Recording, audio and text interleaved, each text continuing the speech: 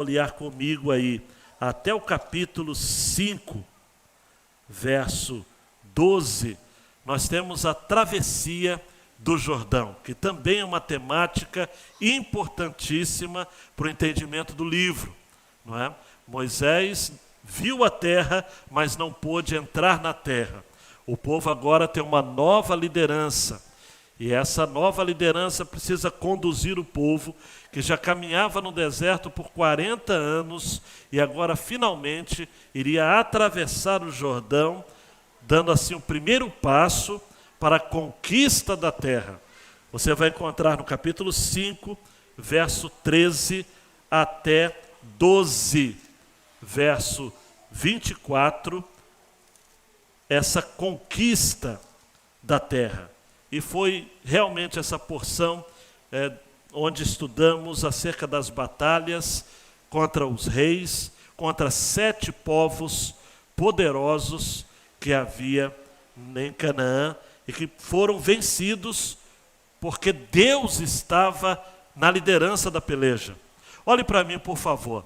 Algo evidente que nós temos nessa narrativa da conquista da terra era o seguinte: nós não podemos nos esquecer de que o povo de Deus não era um exército infalível ou incrível, armado aí com as tecnologias mais modernas de guerra. Não, não. Os 7 povos que estavam ali em Canaã eram povos muito mais poderosos.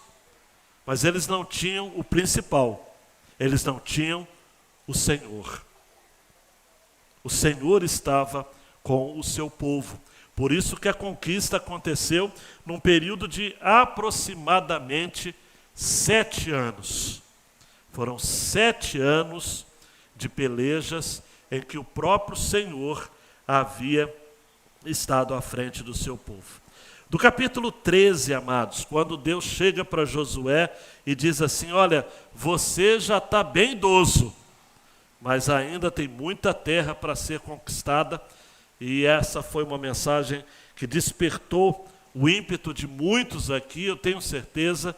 A gente que já estava achando que Deus já havia lhe dado a aposentadoria, como Josué pensava até então, o Senhor chega para ele e fala o seguinte: tem muita terra ainda para ser conquistada, para ser partilhada.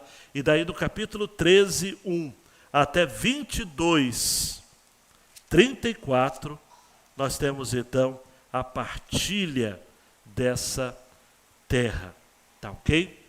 E hoje nós vamos estar encerrando com o capítulo 24, que é sequência do capítulo 23, quando vimos na quinta-feira passada um sermão de despedida.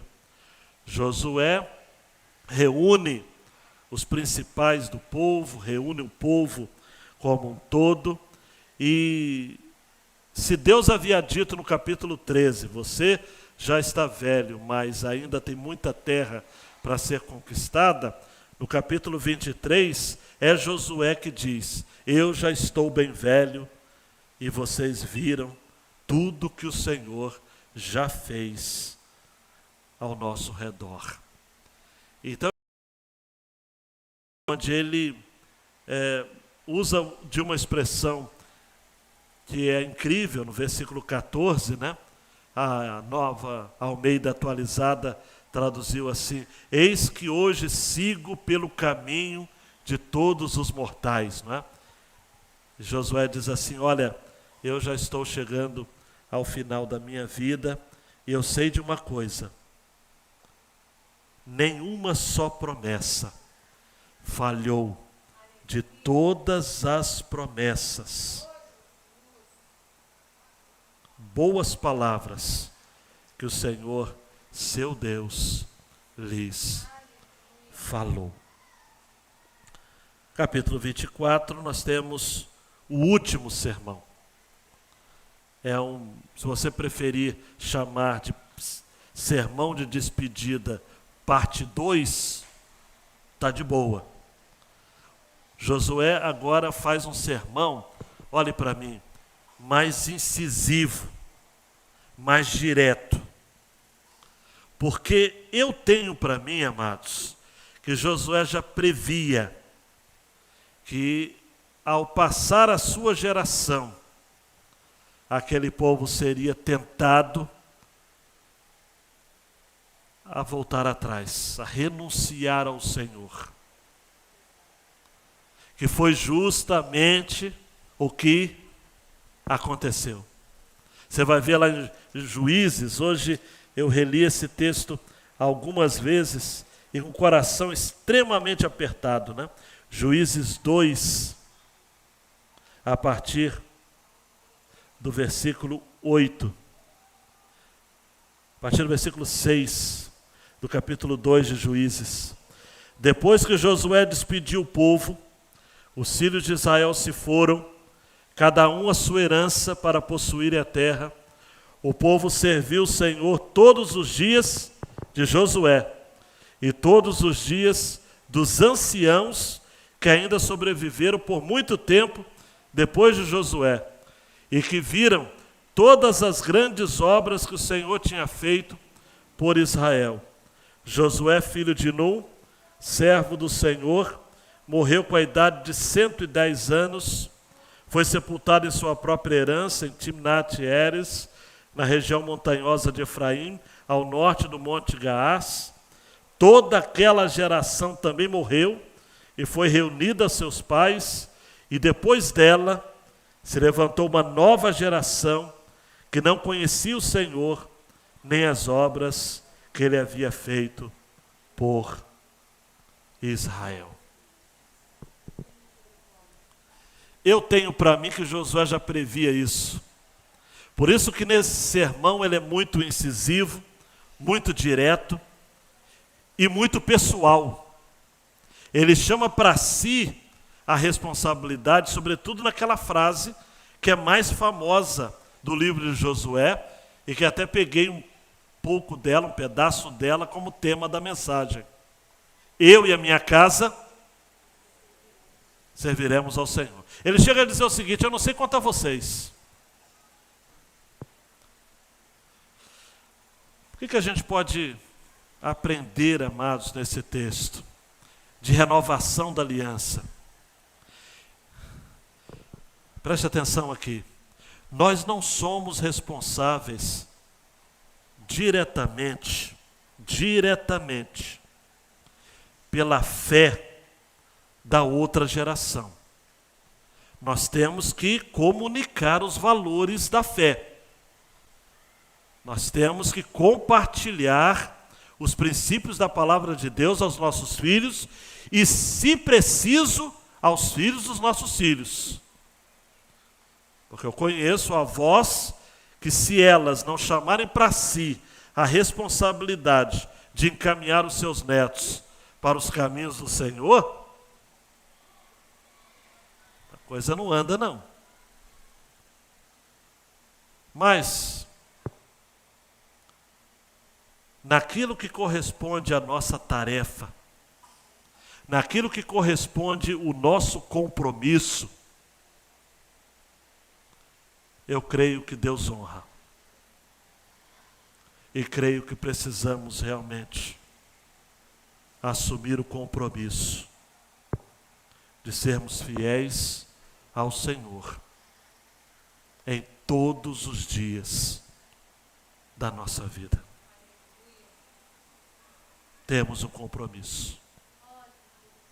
Esse texto é dividido em 3 partes. Josué propõe um reencontro com o passado, olhando para trás. Ele diz: olha o que Deus fez por nós. Ele firma uma aliança com o Senhor no presente. Ele chama a atenção do povo, inclusive constrói mais um altar, um monumento, um memorial.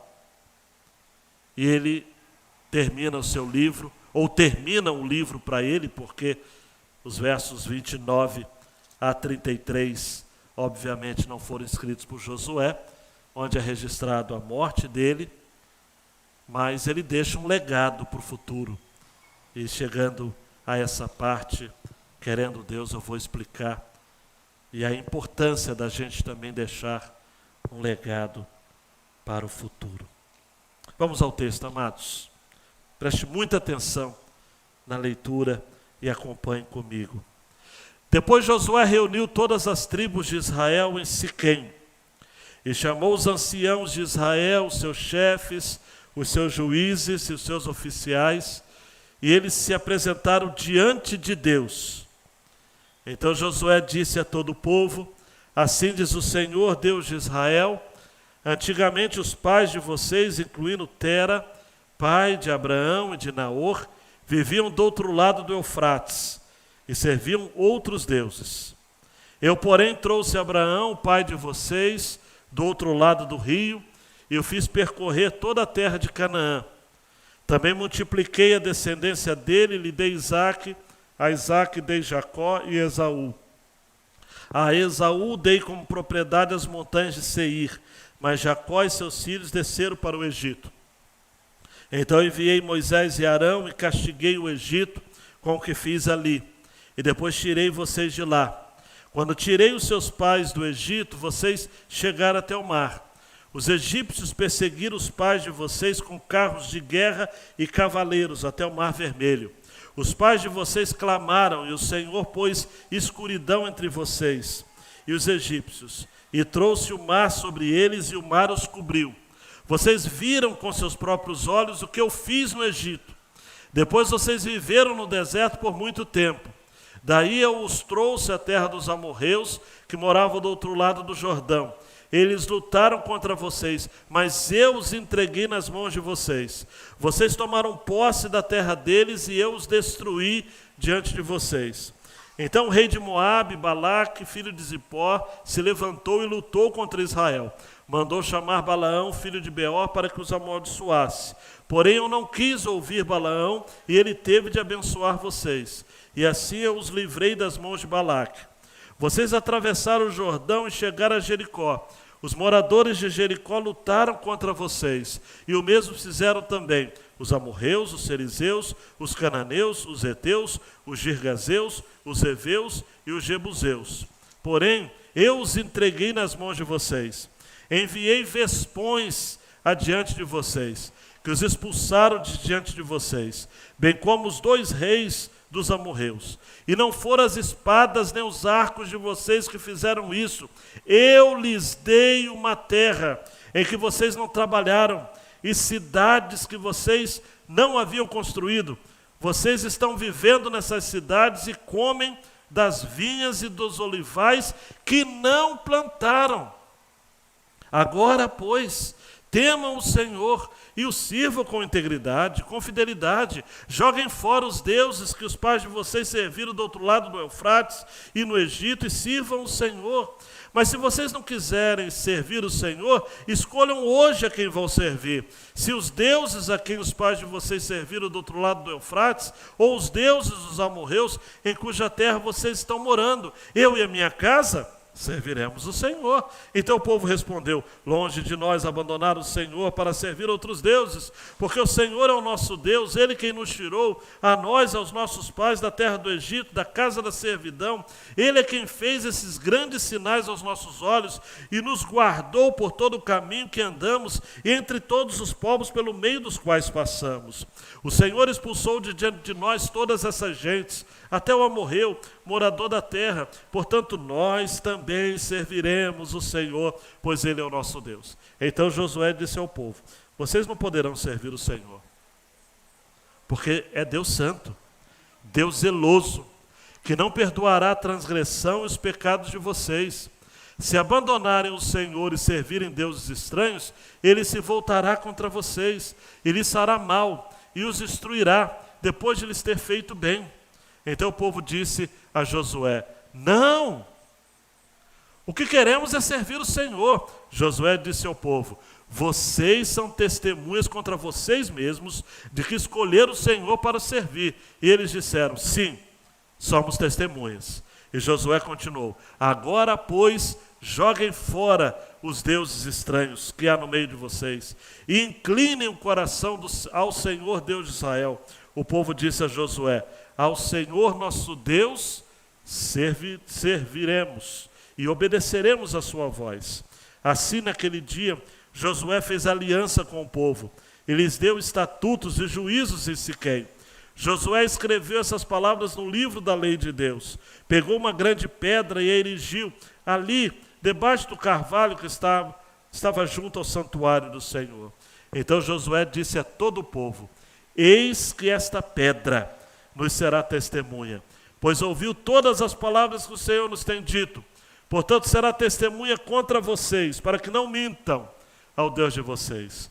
Então Josué despediu o povo, cada um para a sua herança. Depois dessas coisas, Josué, filho de Num, servo do Senhor, morreu com a idade de 110 anos. Foi sepultado na sua própria herança em Timnat-Sera, que fica na região montanhosa de Efraim, para o norte do monte Gaás. Israel serviu o Senhor todos os dias de Josué e todos os dias dos anciãos que ainda sobreviveram por muito tempo depois de Josué e que sabiam de todas as obras que o Senhor tinha feito por Israel.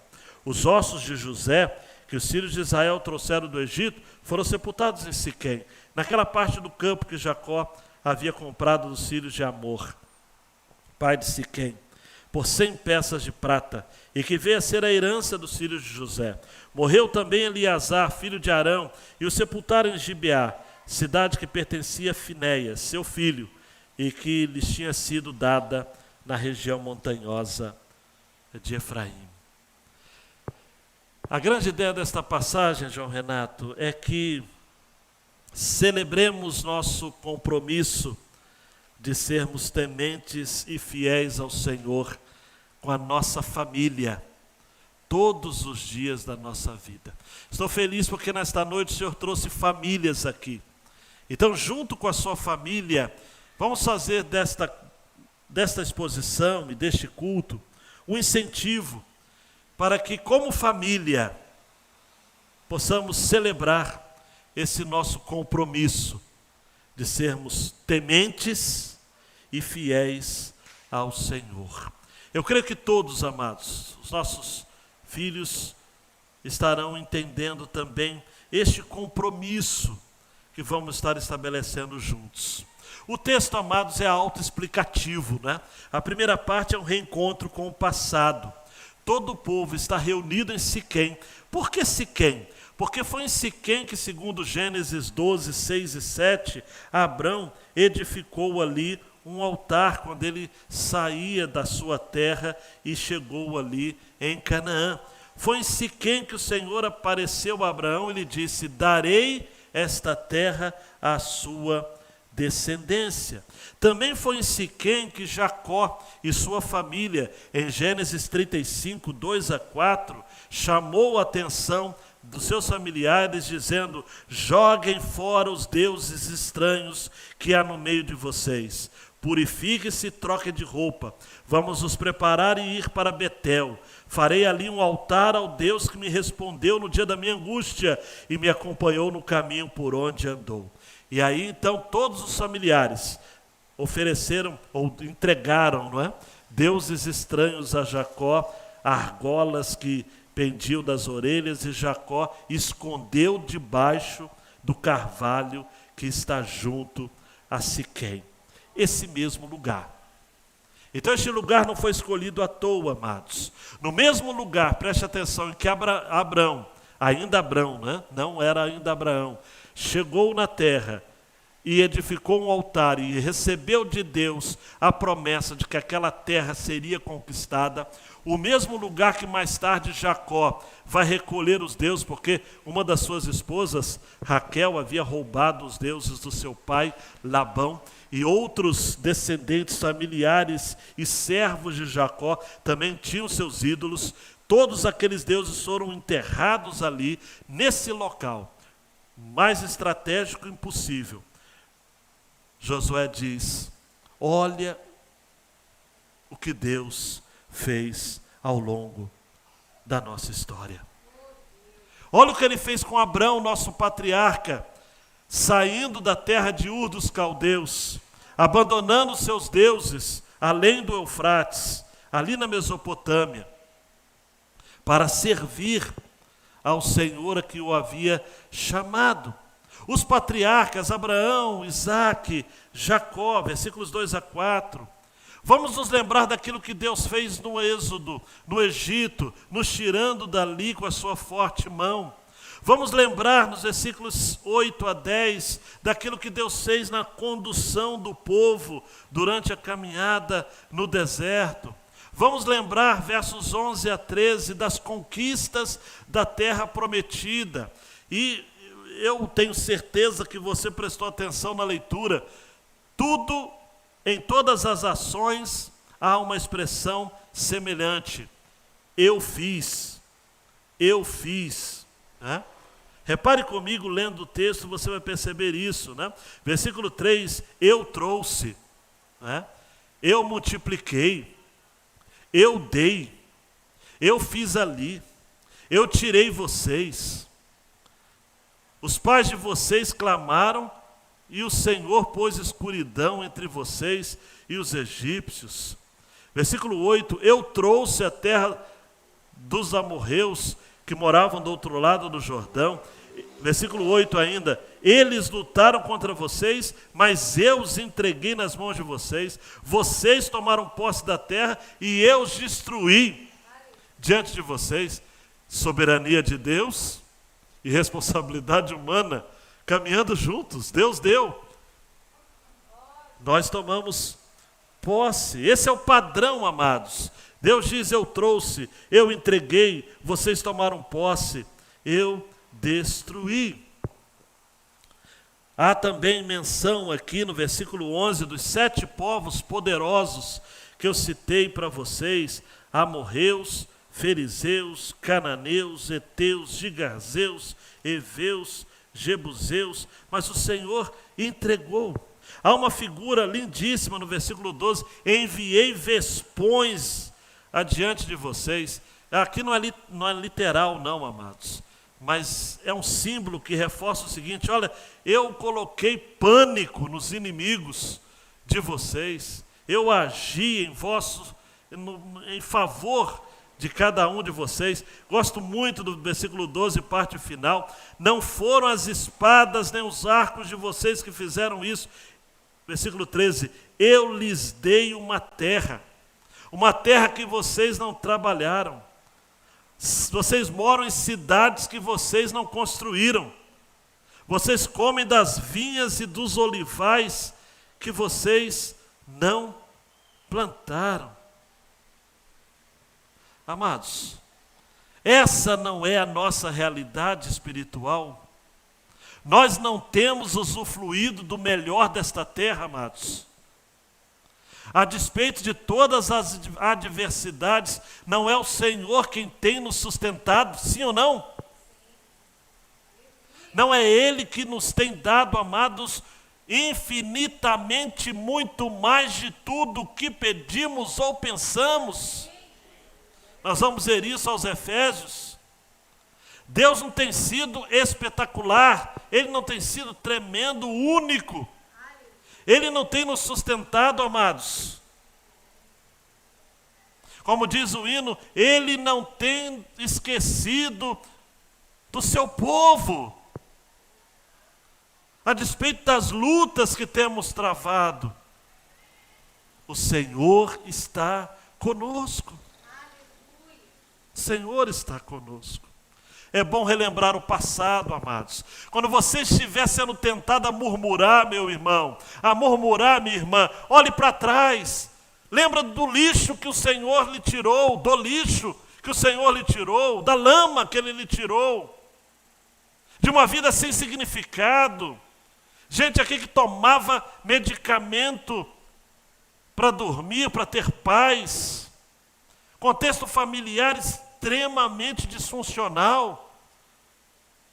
E hoje o Senhor lhe colocou com uma família, com uma igreja. Tem renovado as misericórdias dele a cada mês. A cada mês? A cada manhã. Já parou para pensar nisso? As misericórdias do Senhor são a causa de não sermos consumidos, porque as suas misericórdias não têm fim, elas se renovam a cada manhã. Lamentações de Jeremias. Por isso, João Renato, Josué incentivou o povo a firmar uma aliança. A palavra aliança no original hebraico significa cortar uma aliança, estabelecer uma aliança. Ele chega para o povo e diz o seguinte: olha, temam o Senhor, sirvam com integridade. O verbo temer no original é admirar. Admirem o Senhor, tenham o Senhor em alta conta, sirvam com fidelidade, com integridade, sejam completos, sejam inteiros na obra de Deus, abandonem os deuses. Ah, amados, abandonem os deuses. Os deuses nos... A propulsão, amados, a obsessão que o coração humano tem de fabricar deuses é algo incrível. Por isso que no Decálogo, os 10 mandamentos, o primeiro mandamento é não adorar outros deuses, porque os outros mandamentos são em decorrência deste. Se você pecar no primeiro, você vai pecar em todos os outros. Porque, amados, ao longo do Antigo Testamento, Deus sempre está chamando o seu povo a deixar de adorar ídolos. Jesus, resumindo os mandamentos, disse, olha, da primeira tábua, dos mandamentos relacionados a Deus, disse que nós devemos amar a Deus com todo o nosso coração, nossa mente e a nossa alma. E depois então deste apelo para abandonar outros deuses, joguem fora os deuses que os pais de vocês serviram do outro lado do Eufrates. O que é o outro lado do Eufrates? Babilônia. No Egito, os deuses do Egito. Se vocês não quiserem servir o Senhor, escolham hoje a quem vocês vão servir. Versículo 15. Se os deuses a quem os pais de vocês serviram do outro lado do Eufrates, ou os deuses dos amorreus, incluindo Moloque, o deus que recebia sacrifícios infantis. Eu e a minha casa serviremos o Senhor. Deixa eu chamar a sua atenção de algo muito interessante que Francis Schaeffer salienta no seu comentário. Josué desafiou o povo a escolher servir a Deus. E ele disse, essa é a minha escolha. Só que curiosamente, amados, e emblematicamente, o tempo verbal usado implica mais do que uma escolha que ele fez no passado e que continua válida.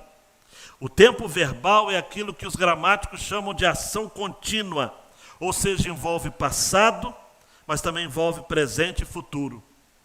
Na sugestão de Francis Schaeffer, nós deveríamos entender como se Josué estivesse dizendo o seguinte: escolhi servir ao Senhor, estou escolhendo o mesmo caminho de serviço agora, e continuarei escolhendo servir a Deus até o fim.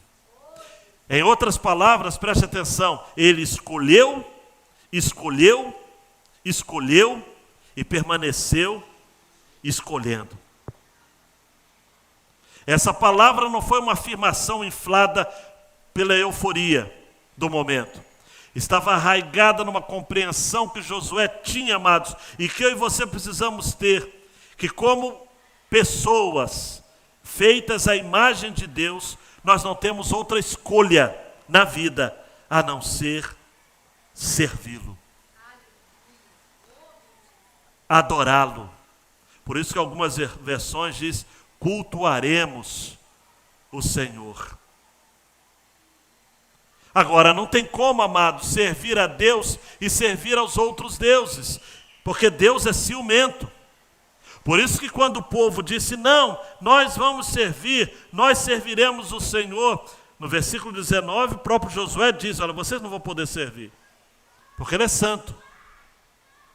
E Ele não vai perdoar a transgressão e os pecados de vocês. E se vocês abandonarem o Senhor e servirem deuses estranhos, Ele se voltará contra vocês. Ele lhes fará mal. Abrindo parênteses, aqui nós estamos estudando sobre a perseverança dos salvos. E o princípio básico dessa doutrina é: só persevera quem é salvo. E o salvo sempre vai perseverar. Deus fará o salvo perseverar. É a perseverança de Deus para com os santos. Mas nós precisamos, amados, fazer uma escolha. E ao longo da história, amados, os homens têm feito escolhas pela idolatria.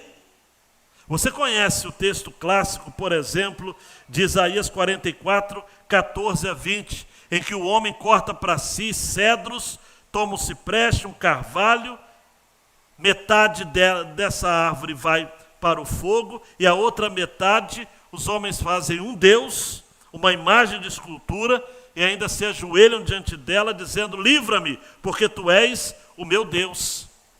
Isaías, o profeta, é tão duro, amados, porque a idolatria é algo insano, a idolatria é algo sem sentido. Por quê?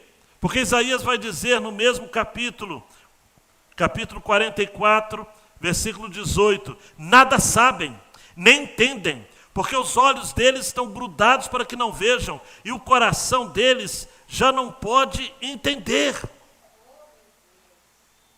O idólatra, amados, é alguém que é preso, prisioneiro da sua própria autoadoração. No fundo, o idólatra acredita ser um Deus. E ele, na verdade, até mesmo se degradou, porque ele está sem entendimento. O salmista, amados, vai dizer de que aqueles que adoram outros deuses se tornam semelhantes a ele. Se você quiser esse texto, essa referência, está lá no Salmo de número 114, ou melhor, 115. E você vai encontrar no versículo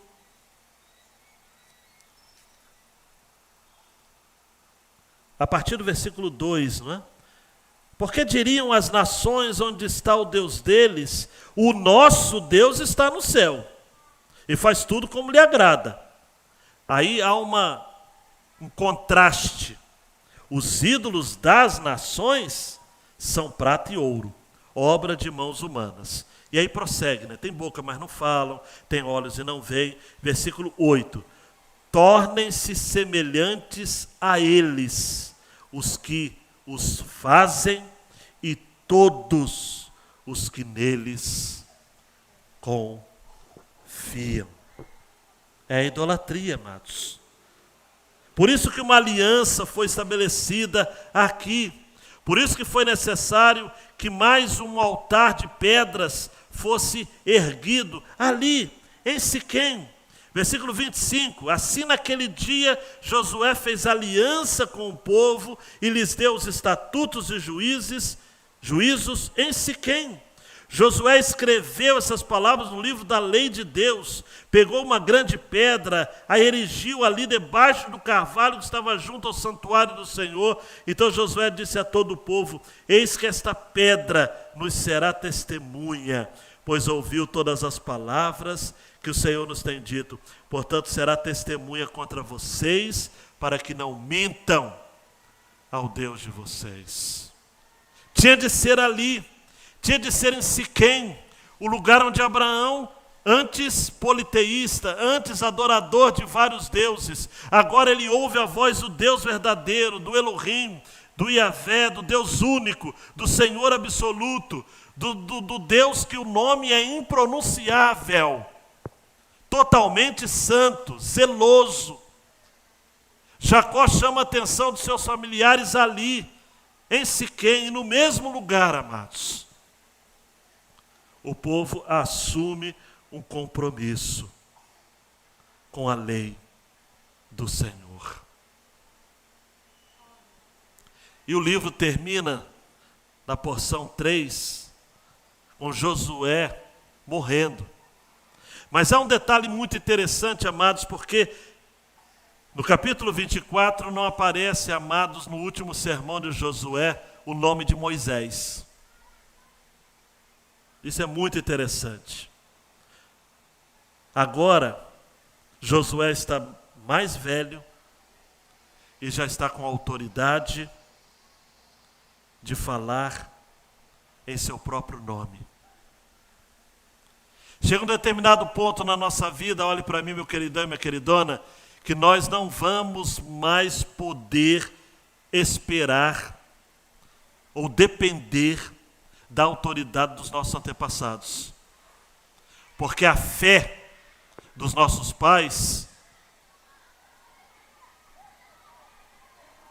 não é o suficiente e não será o bastante por toda a nossa vida para nos manter no caminho do Senhor.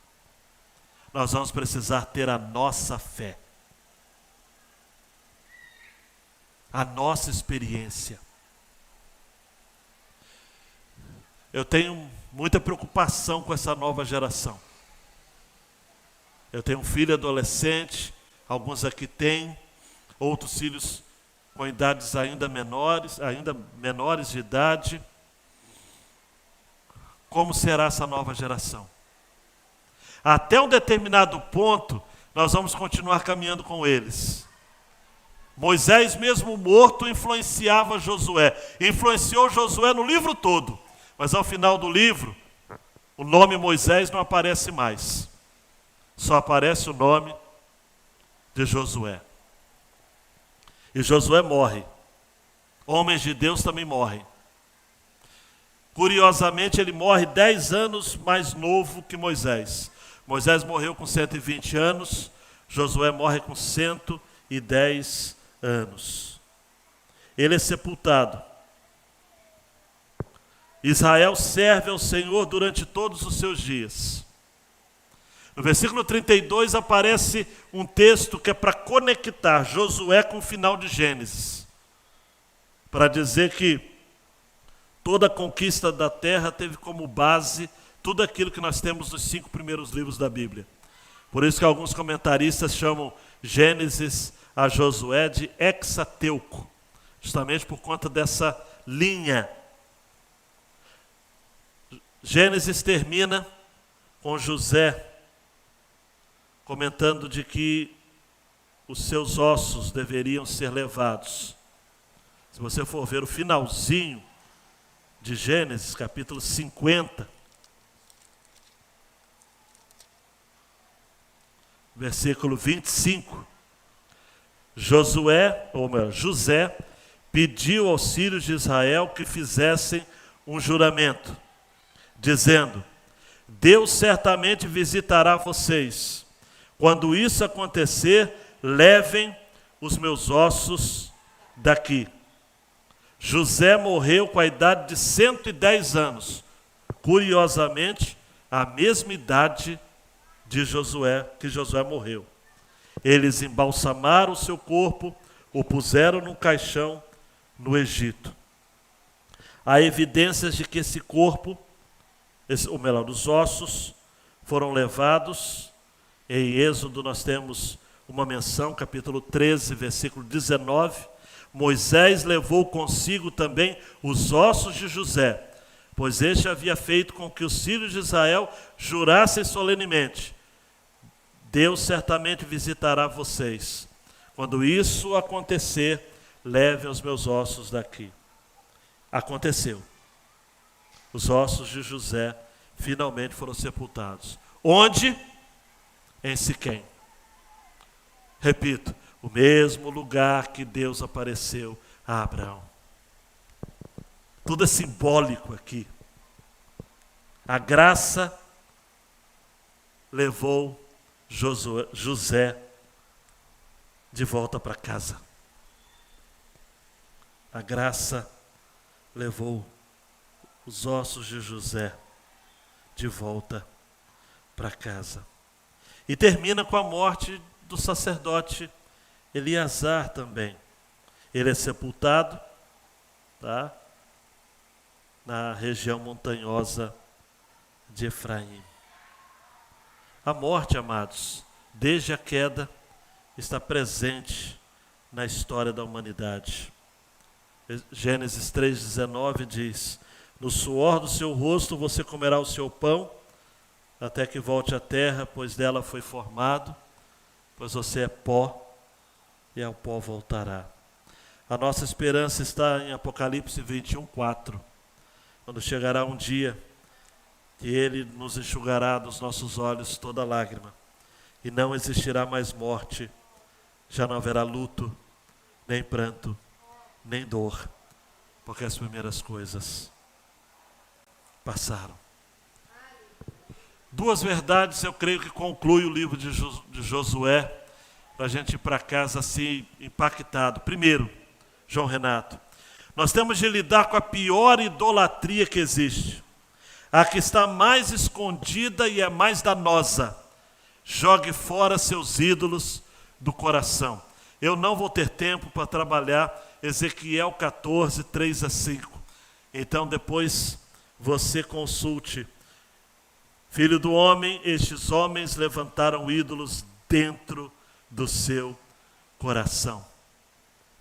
Ídolos que nós fabricamos. Deuses substitutos. Ídolos funcionais. Cultos rivais. Usando a expressão de um comentarista, ídolo é quando você transforma uma necessidade, ou melhor, um desejo em exigência. Tudo aquilo que é desejo e você transforma como exigência é um ídolo. Ídolo é tudo aquilo que faz você completar a frase: eu não vivo sem... tracinho, tracinho, tracinho. O que você acrescenta nisso daí, que não seja Deus, é um ídolo. Ídolo de aprovação, ídolo de performance, ídolos de desempenho, ídolos de referências humanas, de homenagear pessoas com tatuagens, com diários, de ter os seus ídolos, né? Tem crentes, amados, que têm ídolos, ícones do mundo. Futebol, política e outras cositas mais. Última aplicação. Se segura na cadeira. Tem gente que não gosta de ouvir isso. Tem gente que não admite nem ficar doente. Eu sou filho do rei. A morte alcançará todos os homens. Será o fim do nosso ciclo, amados. Não devemos temer a iminência da morte. Ela é real. Mas para nós, será libertadora, amados. Você pode dizer amém? Libertadora. Eu não quero morrer, não vou apressar a morte, mas quando ela vier, nós cantamos, amados. E quando, enfim, chegar a hora em que a morte... Mas a gente canta, a A.W. Tozer tinha razão ao dizer que a hora que os cristãos mais mentem é na hora do louvor. Porque a gente canta, amados, que a gente confia no Senhor, que se a gente morrer vai ser bom, mas a gente começa a ter uma dor de cabeça, uma dor de barriga, os homens já entregam sua alma para o Senhor, já passam as senhas do banco para a mulher, já fica um desespero. Em relação a, já deixo as dívidas com a mulher. Não, calma. Receba uma palavra agora, meu querido. 1 Coríntios 15 para você. 53. É necessário que este corpo corruptível se revista da incorruptibilidade e que o mortal se revista da imortalidade. Amados, esse corpo só vai ser transformado se ele for transformado. Ele tem que ser revestido. O que é corruptível vai ser revestido. O que é mortal vai ser revestido. Não tema a morte. Ela é libertadora, amados. Está lá no túmulo de Martin Luther King, nos Estados Unidos, na cidade de Washington. Não sei se está em Washington ou se está em Alabama, que era o estado dele. Mas está no túmulo dele. Livre. Verdadeiramente livre. Graças ao Deus Todo-Poderoso, eu estou livre. Está lá. Agora, vamos sair daqui dizendo isso, amados. Próxima tela. Eu e a minha casa serviremos ao Senhor. Eu e a minha casa serviremos ao Senhor. E essa deve ser, amados, a nossa intenção mais sincera do coração. Essa responsabilidade, olhe para mim, essa coisa do eu e a minha... Eu. Eu não vou esperar que o outro mude para eu mudar. Eu e a minha casa serviremos ao Senhor. Eu não vou esperar que o meu cônjuge muda. Eu e a minha casa serviremos ao Senhor. Eu não vou esperar que os meus vizinhos mudem. Eu não vou esperar que a minha igreja mude. Eu e a minha casa serviremos ao Senhor. Servi, sirvo e servirei. Olha só para você. Para de olhar para os outros. Olha só para você. Para terminar uma historinha. Certa mulher tinha um hábito o mau hábito de falar mal da vizinha. E ela ficava incomodada com a vizinha, dizendo assim, como é que ela não consegue lavar bem nem as próprias roupas? O prazer daquela mulher era comentar com as amigas que a sua vizinha colocava roupas cheias de manchas de sujeira no varal. Ela gostava de dizer como essa mulher é relaxada. Essa mulher que tinha, entre aspas, um espírito de fofoca, um dia estava fazendo uma faxina na sua casa, uma limpeza total. E ela resolveu, então, lavar o vidro da janela da sua cozinha. Eu preciso contar o restante da história? Não era a vizinha que não sabia lavar roupa. Era o vidro da sua janela que precisava ser lavado. Você está com o vidro do seu coração precisando ser lavado? Abaixe sua cabeça. Vamos orar com essa frase em tela. Eu e a minha casa serviremos ao Senhor. Guarda isso. Guarda isso. Olha o que o Senhor fez no seu passado. Faça uma aliança de servi-lo no presente e deixe um legado para o seu futuro. Deus, muito obrigado, porque o Senhor nesta noite nos visitou, falou poderosamente ao nosso coração. Eu estou agradecido pelo que o Senhor compartilhou a nós. Trabalhe, ó Deus, no nosso coração, de tal modo que possamos entender de maneira clara, inequívoca, de que o Senhor espera algo mais de nós.